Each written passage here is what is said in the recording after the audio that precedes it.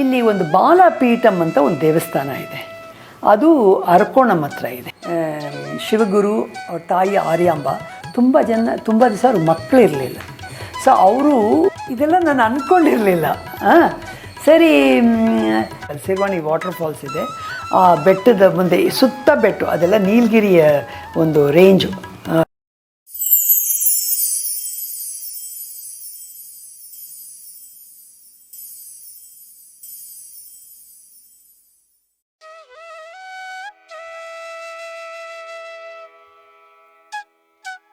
So ಇದಾದಮೇಲೆ ನಾನು ಸಂಕ್ರಾಂತಿ ಆಯಿತು, ಜನವರಿಲಿ ಪೌರ್ಣಮಿ ಬಂದು ತಿರ್ಗಾ ಹೋದೆ. ನನಗೆ 2 ಮಂತ್ರ ಕೊಟ್ಟರು, ಸೂರ್ಯನಾರಾಯಣ ಆಮೇಲೆ ನಾರಾಯಣ ಮಂತ್ರ ಕೊಟ್ಟರು. ಸರಿ ಬಂದ್ವಿ. ನಾವು 2 ತಿಂಗಳಿಗೆ ಬರೋಕ್ಕೆ ಹೇಳಿದ್ರು, 2 ಮಂತ್ರ ಕೊಡ್ತಾಯಿದ್ರು. ಬಂದು ಅದನ್ನು ಜಪ ಮಾಡ್ತಾಯಿದ್ವಿ. ಫೆಬ್ರವರಿ ಫಸ್ಟ್ ವೀಕು ನಾರ್ಮಲಾಗಿ ಫೆಬ್ರವರಿಲಿ ನಾವು ಯಾವ ಸ್ಕೂಲ್ಸ್ಗೂ ಹೋಗಲ್ಲ, ಯಾಕಂದ್ರೆ ಅವರೆಲ್ಲ ಈ ಬೋರ್ಡ್ ಎಕ್ಸಾಮ್ಸು ಅದು ಬ್ಯುಸಿಯಾಗಿರ್ತಾರೆ, ಅವರು ನಾವು ಡಿಸ್ಟರ್ಬ್ ಮಾಡಲ್ಲ. ಆದರೂ ನನಗೆ ಈ ತ್ರಿಶೂರ್ ಕೇರಳ, ನಮ್ಮ ಕೊಯಂಬತ್ತೂರಿಂದ ಅದು ಬಾರ್ಡರು, ಕೊಯಂಬತ್ತೂರು ಕೇರಳ ಬಾರ್ಡರ್ಲಿದೆ. So Thrissur is only 3 hours. So ಆ ತ್ರಿಶೂರ್ ಸ್ಕೂಲ್ಗೆ ಚಿನ್ಮಯ ವಿದ್ಯಾಲಯಕ್ಕೆ ನಾನು ಫೋನ್ ಮಾಡಿದೆ, ಹೀಗೆ ನಾನು ಬಂದು ನಿಮ್ಮ ಸ್ಕೂಲ್ದು ಇನ್ಸ್ಪೆಕ್ಷನ್ ಬಾಕಿ ಇದೆ, ಮುಗಿಸೋಣ. ಸೊ ಬನ್ನಿ ಮೇಡಮ್ ಅಂದರು ಅವರು. ಸರಿ ಅಂತ ನಾನು ಫೆಬ್ರವರಿ ಫಸ್ಟ್ ವೀಕಲ್ಲಿ ಅಲ್ಲಿಗೆ ಒಂದು ಪ್ರೋಗ್ರಾಮ್ ಹಾಕ್ಕೊಂಡೆ, ಒಂದು ಭಾನುವಾರ 3 hours, 12 ಗಂಟೆ ಟ್ರೈನಲ್ಲರೂ 3 ಗಂಟೆಗೆ ಅಲ್ಲಿ ರೀಚ್ ಆಗ್ಬೋದು. ಸೊ ನಾನು ಎಲ್ಲೋದ್ರೂ ಒಂದು ಸಲ ಇವ್ರನ್ನೂ ಕರಿತೀನಿ, ನೀವು ಬರ್ತೀರಾ ನನ್ನ ಜೊತೆಯಲ್ಲಿ ಅಂತ. ಆದರೆ ಆ ಟೈಮ್ನಲ್ಲಿ ನಮ್ಮ ಆಶ್ರಮದಲ್ಲಿ ಯಾರೋ ಚಿನ್ಮಯ ಮಿಷನ್ ಸ್ವಾಮೀಜಿಗಳು ತಮಿಳ್ನಲ್ಲಿ ಭಾಗವತ್ ಸಪ್ತಾಹ ಮಾಡ್ತಾಯಿದ್ರು. ಸೊ ಇವರಂದರು, ನಾನು ಭಗವತ್ ಸಪ್ತಾಹದಿಲ್ಲ ಹೋಗಿ ಕೇಳ್ತಾ ಇದ್ದೀನಿ, ಅದು ಕಡೆ ಮುಗಿಯೋ ಟೈಮು, ಸೊ ನಾನು ಬರಲ್ಲ, ನೀವು ಮಾತ್ರ ಹೋಗು ಅಂದರು. ಸರಿ ನಾನು ಹೋದೆ. ಸೊ ಅಲ್ಲಿ 12 ಗಂಟೆ ಟ್ರೈನು, ಬೈ 3-3:30 ನನಗೆ ಅಲ್ಲಿ ಕಾರ್ ಬಂದಿತ್ತು ಸ್ಟೇಷನ್ಗೆ. ಅವ್ರು ಕರ್ಕೊಂಡೋದ್ರು. ಎಲ್ಲ ತುಂಬ ಚೆನ್ನಾಗಿ ಏರ್ಪಾಡು ಮಾಡ್ತಾರೆ, ಅವರ ಊಟ ತಿಂಡಿ ವ್ಯವಸ್ಥೆ, ಗೆಸ್ಟ್ ಹೌಸ್ ಎಲ್ಲ ಸ್ಕೂಲ್ಸ್ ಚೆನ್ನಾಗಿ ನೋಡ್ಕೊಳ್ತಾರೆ. ಸೊ ಅಲ್ಲಿಗೆ ನಾನು ಹೋದೆ. ಸಾಯಂಕಾಲ ಒಂದು 4-4:15 ಅವರೇ ಬಂದು ಕೇಳಿದ್ರು, ಅಮ್ಮ ಇವತ್ತು ಹೇಗಿದ್ರು ಭಾನುವಾರ, ನಾಳೆ ತಾನೇ ನಿಮ್ಮ ಕೆಲಸ ಶುರು, ಸೋಮವಾರ, ಇಲ್ಲಿ ತ್ರಿಶೂರ್ನಲ್ಲಿ ದೇವಸ್ಥಾನಗಳಿದೆ, ನೋಡ್ಕೊಬರ್ತೀರಾ ಅಂದರು. ಸರಿ ನೀವು ಕಳಿಸ್ತೀನಿ, ಕಾರು ಡ್ರೈವರು, ಯಾಕೆ ನೋಡಬಾರ್ದು ಅಂತ. ತ್ರಿಶೂರ್ ನೋಡಿದ್ದೀನಿ ನಾನು, ಅಲ್ಲಿನ ದೇವಸ್ಥಾನಗಳು ನೋಡಿದ್ದೀನಿ, ಅದೇನು ಹೊಸದಲ್ಲ. ಆದರೂ ಅವ್ರು ಕರ್ಕೊಂಡೋದ್ರು. ಅಲ್ಲಿ ಇಂಪಾರ್ಟೆಂಟ್ ಆಗಿರೋದು, ತುಂಬ ಇಂಪಾರ್ಟೆಂಟ್ ಟೆಂಪಲು ವಡಕನಾಥನ್ ಟೆಂಪಲ್ ಅಂತ ಒಂದು ಈಶ್ವರನ ದೊಡ್ಡ ದೇವಸ್ಥಾನ ಇದೆ. ಅದಕ್ಕೆ ಯಾತಕ್ಕೆ ಇಂಪಾರ್ಟೆಂಟು ಅಂದರೆ, ನಮ್ಮ ಆದಿಶಂಕರಾಚಾರ್ಯರ ತಂದೆ ಶಿವಗುರು ಅವ್ರ ತಾಯಿ ಆರ್ಯಾಂಬ ತುಂಬ ದಿವಸ ಅವ್ರ ಮಕ್ಕಳಿರಲಿಲ್ಲ. ಸೊ ಅವ್ರ ಕಾಲಡಿಯವರು ಶಿವಗುರು ಅವರು. ಆದರೆ ಈ ತ್ರಿಶೂರ್ ವಡಕನಾಥನ್ ಟೆಂಪಲ್ನಲ್ಲಿ ಬಂದು ಅವರು ಒಂದು ವ್ರತನೂ ಸೇವೆ ಮಾಡ್ತಾಯಿದ್ರು. ಆವಾಗ ಅವ್ರಿಗೆ ಮಕ್ಕಳಾಗಲಿಲ್ಲ ಅಂತ, ಮಕ್ಕಳಕ್ಕೋಸ್ಕರ ಸೇವೆ ಮಾಡ್ತಾಯಿದ್ರು. ಆವಾಗ ಒಂದು ದಿವಸ ರಾತ್ರಿ ಈಶ್ವರ ಬಂದು ಅವರಿಗೆ ಕನಸಿನಲ್ಲಿ ಹೇಳಿದಂತೆ, ನಾನು ನಿನಗೆ ಒಂದು ಮಗನ ಕೊಡ್ತೀನಿ, ಆದರೆ ನಿನಗೊಂದು ಚಾಯ್ಸು, ನಿನಗೆ ಚೆನ್ನಾಗಿ ಜ್ಞಾನ ಬುದ್ಧಿ ಇರುವಂಥ ಒಳ್ಳೆ ಅಲ್ಪಾಯುಸ್ ಮಗ ಬೇಕಾ, ಇಲ್ಲ ದಡ್ಡನಾಗಿರೋ ಒಂದು ತುಂಬ ದೀರ್ಘಾಯುಸ್ ಮಗ ಬೇಕಾ ಅಂತ ಕೇಳಿದ್ರಂತೆ. ಸೊ ದೇವ್ರ ಲೀಲೆಲ್ಲ ಹೀಗೆ ತಾನೆ. ಸೊ ಇವರಂದರು, ನನಗೆ ಅಲ್ಪಾಯುಸ್ ಆದರೂ ಪರವಾಗಿಲ್ಲ, ಒಂದು ಜ್ಞಾನವಂತವಾದ ಒಳ್ಳೆ ಮಗು ಕೊಡಪ್ಪ ಅಂದ್ರಂತೆ. ಸೊ ಅದಾದಮೇಲೆ ಈ ವಡಕನಾಥ ಆಶೀರ್ವಾದದಿಂದ ಶಿವಗುರು ಆರ್ಯಾಂಬೆಗೆ ಒಂದು ಮಗು ಹುಟ್ಟಿ, ಅವರೇ ಆದಿಶಂಕರಾಚಾರ್ಯರು. ಸೊ ಅದಕ್ಕೋಸ್ಕರ ಈ ವಡಕನಾಥ ಟೆಂಪಲ್ ತುಂಬ ಪ್ರಾಮುಖ್ಯತೆಯಲ್ಲೇ ಇದೆ. ಸೊ ಅದಕ್ಕೆ ಹೋದೆ. ಅಲ್ಲೊಂದು ದೊಡ್ಡ ಕೃಷ್ಣ ಟೆಂಪಲ್ ಇದೆ, ದೇವಿ ಟೆಂಪಲ್, ಅದೆಲ್ಲ ಮುಗಿಸ್ಕೊಂಡು ಬಂದುಬಿಟ್ಟೆ. ಸೋಮವಾರ ಯಥಾ ಪ್ರಕಾರ ನನ್ನ ಕೆಲಸ ಶುರು ಆಯಿತು. ನಾನು ಒಂದು 2-2:30 ಊಟ ಮಾಡ್ತಾಯಿದ್ದೆ. ಆವಾಗ ಸಡನ್ನಾಗಿ ಅವ್ರು ಬಂದು, ಅಮ್ಮ ನಿಮಗೆ ಹೇಗಿದ್ರು ಸ್ಕೂಲ್ 3:30 ಮುಗಿದೋಗುತ್ತೆ, ಇಲ್ಲಿಂದ ಒಂದು 30-40 ನಿಮಿಷ ಗುರುವಾಯೂರಿದೆ, ನಿಮ್ಮನ್ನು ಕಳಿಸ್ಕೊಡ್ತೀವಿ, ನೀವು ಹೋಗ್ತೀರಾ ಅಂದರು. ಇದೆಲ್ಲ ನಾನು ಅಂದ್ಕೊಂಡಿರಲಿಲ್ಲ. ಸರಿ ನೀವು ಕಳಿಸ್ಕೊಡ್ತೀನಿ ಅಂದರೆ ಯಾಕೆ ಹೋಗಲ್ಲ, ಹೋಗ್ತೀನಿ, ಆದರೆ ನಿಮಗೇನು ತೊಂದರೆ ಆಗಬಾರ್ದು, ನನಗೋಸ್ಕರ ಇದೆಲ್ಲ ಏರ್ಪಾಡು. ಇಲ್ಲಮ್ಮ, ನಮಗೆಲ್ಲ ನೀವು ಇಷ್ಟು ದೂರ ಬಂದಿದ್ದೀರ, ನಿಮಗೆ ಇಷ್ಟು ನಾವು ಮಾಡೋಕ್ಕಾಗಲ್ವಾ, ನಾವು ಏರ್ಪಾಡು ಮಾಡ್ತೀವಿ. ಅವರು ಹಾಗೆ ಒಂದು ಡ್ರೈವರು, ಒಂದು ಟೀಚರ್ನ ಅರೇಂಜ್ ಮಾಡಿ, ನೀವು ನಾನಂದರೆ ಸ್ವಲ್ಪ ಕೆಲಸ ಇರುತ್ತೆ, ಯಾಕಂದರೆ ಈ ಇನ್ಸ್ಪೆಕ್ಷನ್ ಆದಮೇಲೆ ಸ್ವಲ್ಪ ಸಾಕಷ್ಟು ನಾವು ಅವ್ರಿಗೆ ಬರೆಯೋದು, ರಿಪೋರ್ಟ್ಸ್ ಇರುತ್ತೆ, ಅದೆಲ್ಲ ನಾಳೆ ಮಾಡ್ಕೊಳ್ಳೋಣಮ್ಮ, ನೀವು ಇವತ್ತು ಹೋಗ್ಬಿಟ್ಟು ಬನ್ನಿ ಅಂದರು. ಸರಿ ಅಂತ ನಾನು ಒಂದು 3:30 ರೆಡಿ ಆದೆ. ನನ್ನ ಜೊತೇಲಿ ಬಂದಿದ್ದು ಒಂದು ಲೇಡಿ ಟೀಚರು, ಅವರು ಡಾನ್ಸ್ ಟೀಚರು. ಸೊ ನಾವು ಒಂದು 3:30 ಹೊರಟ್ವಿ. ಒಂದು 3/4 ಗಂಟೆನ ಅಲ್ಲಿಂದ ಇದು ಗುರುವಾಯೂರು, ತ್ರಿಶೂರಿಂದ. ಸೊ ನಾವು ಗುರುವಾಯೂರಿಗೆ ಹೋದ್ವಿ. ಸೊ 4:15 ಅಲ್ಲಿ ಸೇರಿಬಿಟ್ವಿ. ಈ ದಾರಿಲಿ ಹೋಗೋವಾಗ ಈ ಟೀಚರ್ ನನ್ನ ಹತ್ರ ಮಾತಾಡ್ತಾ ಹೇಳಿದ್ರು, ನೋಡಿಮ್ಮ ನನ್ನ ಕರ್ಕೊಂಡು ಹೋಗುವಂತ ಅವ್ರು ಹೇಳಿದ್ರು. ನನಗೆ ಅಲ್ಲಿ ಯಾರೂ ಪರಿಚಯ ಇರಲಿಲ್ಲ. ಆದರೂ ನಾನು ಏನೋ ಬೇರೆ, ಇವಾಗ ಎಲ್ಲ ಮೊಬೈಲ್ಸ್ ಬಂದು ಯಾರ್ಯಾರ ಹತ್ರ ಮಾತಾಡ್ತಾ ಇರ್ತಾರೆ. ಬೆಳಗ್ಗೆ ನಾನು ಯಾರೋ ಒಂದು ಫ್ರೆಂಡ್ ಹತ್ರ ಮಾತಾಡ್ತಾ ಇದ್ದೆ. ಅವ್ರ ಹತ್ರ ಹೇಳಿದೆ, ಹೀಗೆ ನಾನು ಗುರುವಾಯೂರು ಹೋಗ್ತಾ ಇದ್ದೀನಿ, ನಮ್ಮ ಅಡ್ಮಿನಿಸ್ಟ್ರೇಟರ್ ಬಂದಿದ್ದಾರೆ, ಅವ್ರನ್ನ ಕರ್ಕೊಂಡು ಹೋಗ್ತಾ ಇದ್ದೀನಿ ಅಂತ. ಆವಾಗ ತಕ್ಷಣ ಆ ಫ್ರೆಂಡ್ ಹೇಳಿದ್ರಂತೆ, ನೀನು ಗೊತ್ತಾ, ನಮ್ಮ ಕಾಮನ್ ಫ್ರೆಂಡ್ ಒಬ್ಬರು ಶ್ರೀಲತಾ ಅಂತ ಇದ್ದರು ಕಾಲೇಜಲ್ಲಿ, ಅವರು ಗುರುವಾಯೂರಲ್ಲಿ ಕೆಲಸ ಮಾಡ್ತಾ ಇದ್ದಾರೆ, ನೀನು ಅವ್ರನ್ನ ಕಾಂಟ್ಯಾಕ್ಟ್ ಮಾಡು, ನಿನಗೆ ತಕ್ಷಣ ದರ್ಶನಕ್ಕೆ ಏರ್ಪಾಡು ಮಾಡ್ತಾರೆ ಅಂತ. ಸೊ ಈಕೆ, ಅಯ್ಯೋ ನಾನು ಇವ್ರು 3 ಜನ, ಆ ಶ್ರೀಲತಾನು ಇವರು ಕಾಲೇಜಲ್ಲಿ ಓದಿದ್ದು. ಆಮೇಲೆ ಇವ್ರಿಗೆಲ್ಲ ಮದುವೆ ಆಗಿ ಮಕ್ಕಳಾಗಿ ಎಲ್ಲ ಆಗಿದೆ, ಇವ್ರ ಕಾಂಟ್ಯಾಕ್ಟೇ ಇಲ್ಲ. ಸೊ ಈ ಫ್ರೆಂಡ್ ಹೇಳಿ ಆ ಶ್ರೀಲತಾನ ಒಂದು ಕ್ಲಾಸ್ಮೇಟ್ ಅಲ್ಲಿ ಇದ್ದಾರೆ ಅಂತ ಗೊತ್ತಾಯ್ತು. ಸರಿ, ಶ್ರೀಲತಾ ನಂಬರ್ ಕೊಡ್ತೀಯ ಅಂದರೆ ನಾವು ಕೊಡ್ತೀನಿ ಅಂತ ಕೊಟ್ಟರು. ಸೊ ಇವರು ಶ್ರೀಲತಾಗೆ ಫೋನ್ ಮಾಡಿದ್ದಾರೆ, ಈಗ ನಾನು ಬರ್ತಾ ಇದ್ದೀನಿ, ನಮ್ಮ ಅಡ್ಮಿನಿಸ್ಟ್ರೇಟ್ರ್ ಕರ್ಕೊಬಂದು ನೀನು ನಮ್ಗೆ ದರ್ಶನ ಮಾಡಿಸ್ತೀನಿ, ನೀನು ಬಾ, 4:15 ನಾನು ಹೇಳೋ ಕಡೆ ಬನ್ನಿ, ನಾನು ಮಾಡಿಸ್ತೀನಿ. ಸೊ 4:15ಗೆ ನಾವು ಗುರುವಾಯೂರು ದೇವಸ್ಥಾನದ ಮುಂದೆ ತಲುಪಿಬಿಟ್ವಿ, ಅಪೂರ್ವ ಮೇನ್ ಎಂಟ್ರೆನ್ಸ್ ಹತ್ರ. ಸಿಕ್ಕಾಪಟ್ಟೆ ಅದೇ ಗುರುವಾಯೂರು ತಿರುಪತಿ ಇದೆಲ್ಲ ಕ್ರೌಡ್ಸ್ ಕೇಳಬೇಕಾ, ತುಂಬ ಜನ ಇದ್ದರು ಅಲ್ಲಿ. ಆಮೇಲೆ ಅವರಂದರು, ನೀವು ಸ್ವಲ್ಪ 4:15 ಸ್ವಲ್ಪ ಅಲ್ಲೇ ಇರಿ, 4:15ಗೆ ಹಿಂದೆ ದೇವಸ್ಥಾನದ ಹಿಂದಿನ ಭಾಗ, ಪಶ್ಚಿಮ ಭಾಗದ ಬಾಗಿಲಿದೆಯಲ್ಲ, ಪಶ್ಚಿಮದ ಬಾಗಿಲು, ಅಲ್ಲಿ ಬನ್ನಿ ಅಂತ ಅವ್ರು ಹೇಳಿದ್ರು. ಸರಿ, ನಾನು ಬಂದು ನಾವು 4:30ಗೆ ಅಲ್ಲಿ ಪಶ್ಚಿಮದ ಬಾಗಿಲ ಹತ್ರ ಹೋದ್ವಿ. ಆಮೇಲೆ ಈಕೆ ಫೋನ್ ಮಾಡಿದ್ರು, ಆ ಶ್ರೀಲತಾನವ್ರು ಬಂದರು. ನಮಗೊಬ್ರಿಗೊಬ್ರು ಪರಿಚಯ ಆಯಿತು.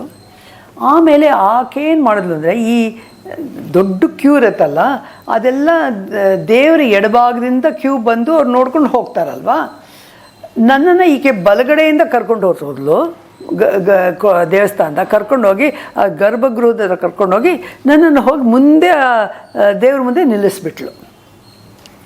ಅಂದರೆ ಇದು ಸೂರ್ಯನಾರಾಯಣ ಮಂತ್ರ ತಗೊಂಡಾಗ ಅಮ್ಮ, ನಾರಾಯಣ ಮಂತ್ರ, ನಾರಾಯಣ ಮಂತ್ರ ತೆಗೆದುಕೊಂಡು ನಾರಾಯಣ ಮುಂದೆ ನಿಲ್ಲಿಸ್ಬಿಟ್ಲು ಆಕೆ.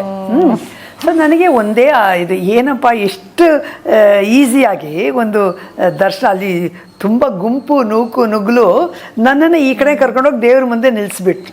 ನನಗೊಂದು ಗಿಲ್ಟಿ ಫೀಲಿಂಗ್, ಅಷ್ಟೊಂದು ಜನ ಒದ್ದಾಡ್ತಾ ಇರೋವಾಗ ದರ್ಶನಕ್ಕೆ ನಾನೊಬ್ಬಳಲ್ಲಿ ನಿಂತ್ಕೊಂಡ್ರೆ, ಸರ್ ನಾವೊಂದು 5 ನಿಮಿಷ ನೋಡಿ ಹಿಂದೆ ಬಂದೆ. ಆದರೆ ಅಮ್ಮ, ಇಲ್ಲ ನೀವು ಇಷ್ಟು ದೂರ ಬಂದಿದ್ದೀರಾ, ನಾನು ನಿಮ್ಮ ಹಿಂದೆ ಇದ್ದೀನಿ, ನೀವು ನಿಂತ್ಕೊಳ್ಳಿ, ಒಂದು 15 ನಿಮಿಷ ದೇವರು ನೋಡಿ, ನಿಮ್ಮ ತೃಪ್ತಿಯಾಗಿ ನೋಡಿ ಅಂತ ಆಕೆ ಆ ಶ್ರೀಲತಾ ನನ್ನನ್ನು ಅಲ್ಲಿ ನಿಲ್ಲಿಸಿದ್ರು.